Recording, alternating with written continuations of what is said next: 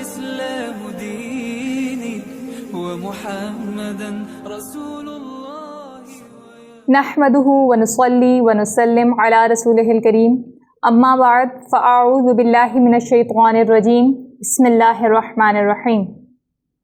السلام علیکم ورحمۃ اللہ. رمضان المبارک کے شروع ہوتے ہی انسانوں میں ذہنی، ایمانی اور اعمالی اعتبار سے بہت سی خوشگوار تبدیلیاں واقع ہو جاتی ہیں. نہ صرف یہ بلکہ ہمارے ارد گرد کے معاشرے میں امن و امان، باہمی ہمدردی اور اخوت و بھائی چارگی کی ایک عجیب سی فضا قائم ہو جاتی ہے. اسی لیے اس مہینے میں عام طور پر اپنے اموال کی زکوٰۃ نکالنے کا دستور ہے، جبکہ زکوٰۃ کی ادائیگی کا براہ راست رمضان المبارک سے کوئی تعلق نہیں ہے، بلکہ زکوٰۃ کے وجوب اور اس کی ادائیگی کا تعلق اس کے متعین نصاب کا مالک بننے سے ہے. لیکن چونکہ رواج ہی یہ بن چکا ہے کہ رمضان المبارک میں اس کی ادائیگی کی جاتی ہے، اسی لیے اس موقع پر یہ مناسب معلوم ہوا کہ اس ماہ میں جہاں رمضان، روزے اور اس کے متعلق ہر عبادت کے بارے میں ہم نے پچھلے پروگرامز میں جانا، وہاں اس مہینے میں زکوٰۃ کے بارے میں بھی کچھ اہم مسائل پر گفتگو کر لیتے ہیں، تاکہ اس فریضے کے ادا کرنے والے پوری ذمہ داری سے اپنے اس فریضے کو ادا کر سکیں. اس کے ساتھ ساتھ یہ بات بھی ذہنوں میں رہے کہ ہم معاشرے سے اس فضا کو ختم کرنے کی کوشش کریں جو اس وقت عمومی طور پر سارے مسلمانوں میں اپنا زور پکڑ چکی ہے کہ زکوٰۃ رمضان میں نکالنی ہے، بلکہ ہم یہ ماحول بنائیں اور اسی کے مطابق دوسروں کی ذہن سازی بھی کریں کہ زکوٰۃ نکالنے والا اپنی زکوٰۃ کی ادائیگی میں زکوٰۃ کے واجب ہونے کے وقت کا خیال رکھتے ہوئے اس کے وقت پر زکوٰۃ نکالے اور اس کے لیے رمضان کا انتظار نہ کرے. انشاءاللہ آئندہ پروگرامز میں ہم زکوٰۃ کے متعلق چند اہم مسائل پر گفتگو کریں گے کہ زکوٰۃ کن لوگوں، کس مال پر اور کن شرائط کی بنا پر واجب ہوتی ہے. زکوٰۃ اسلام کا تیسرا رکن ہے. نماز اور روزے کی طرح یہ بھی ایک فرض عبادت ہے. عبادات 3 قسم کی ہوتی ہیں: بدنی، مالی اور تیسری قسم ان دونوں کا مرکب ہے. نماز اور روزہ بدنی عبادت ہے، یعنی نماز اور روزے میں انسان کا جسم، اس کا بدن مشقت اور محنت کرتا ہے، جبکہ زکوٰۃ ایک عظیم الشان مالی عبادت ہے جس سے انسان کا مال اس کے لیے پاک ہو جاتا ہے. اور حج کا تعلق عبادت کی تیسری قسم سے ہے، یعنی حج میں بدن اور مال دونوں کے ذریعے عبادت کی جاتی ہے. زکوٰۃ جیسا کہ ابھی ذکر کیا کہ ایک مالی عبادت ہے جو نماز ہی کی طرح قطعی فرض ہے.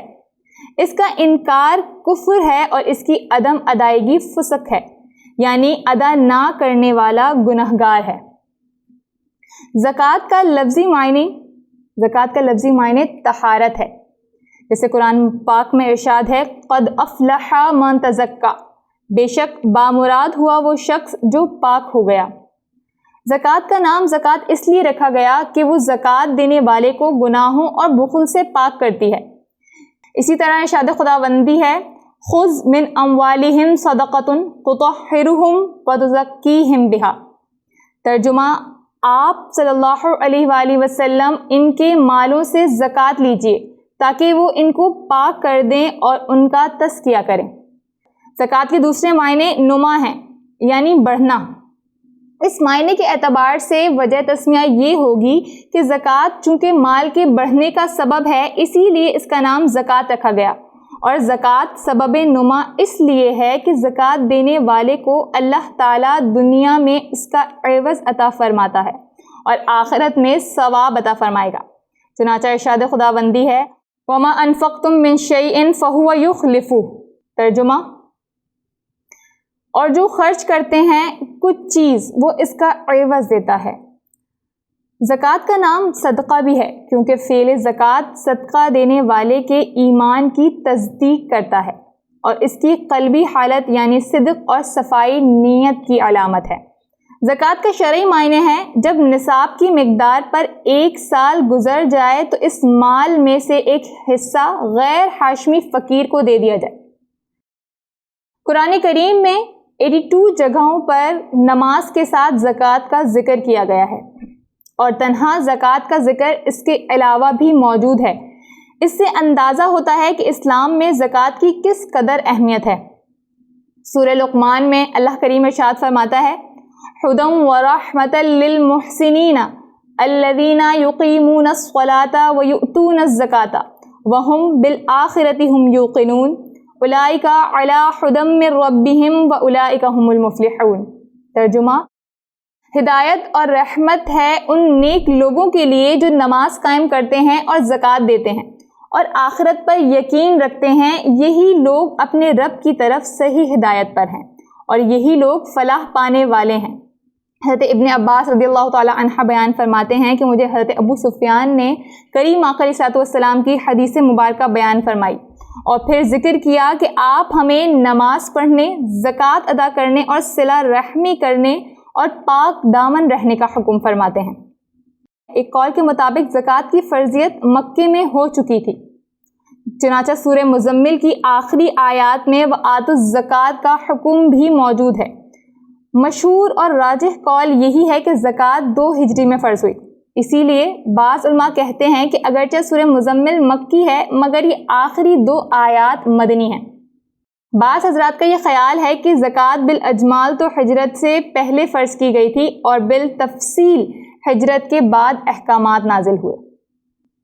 ابتدائی اسلام میں لوگ اپنے مال کی زکوٰۃ لا کر سرکار دو عالم صلی اللہ علیہ وآلہ وسلم کی خدمت میں پیش کر دیا کرتے تھے۔ آپ صلی اللہ علیہ وآلہ وسلم کے قلب مبارک سے بے ساختہ طور پر ان کے لیے دعائیں نکلتی، چنانچہ صحابہ کرام سرکار دو عالم صلی اللہ علیہ وآلہ وسلم کی دعائیں حاصل کرنے کے لیے زکوٰۃ پیش کرنے میں ایک دوسرے سے سبقت لے جانے کی کوشش کیا کرتے تھے۔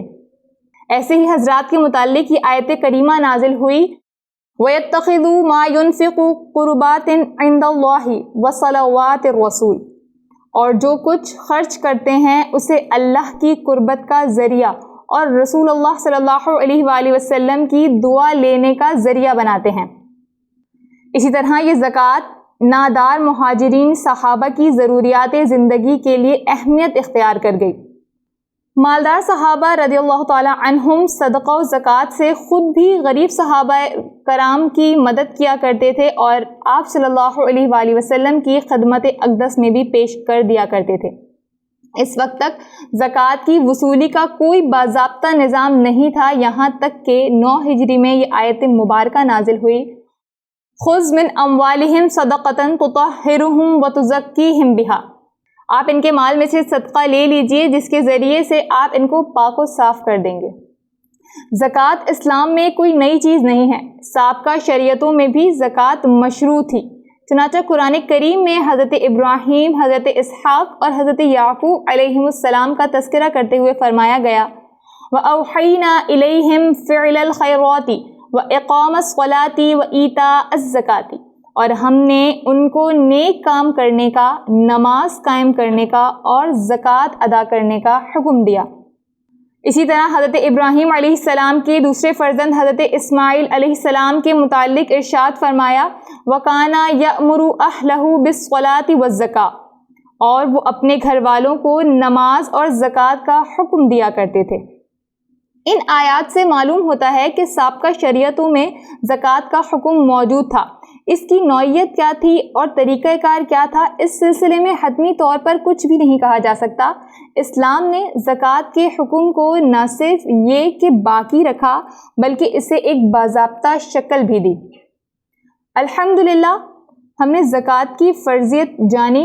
اللہ کریم ہمیں زکوٰۃ کے اس فرض کو اس کے حق کے مطابق ادا کرنے کی توفیق عطا فرمائے۔ وآخر دعوانا ان الحمدللہ رب العالمین۔ والإسلام ديني ومحمدا رسول الله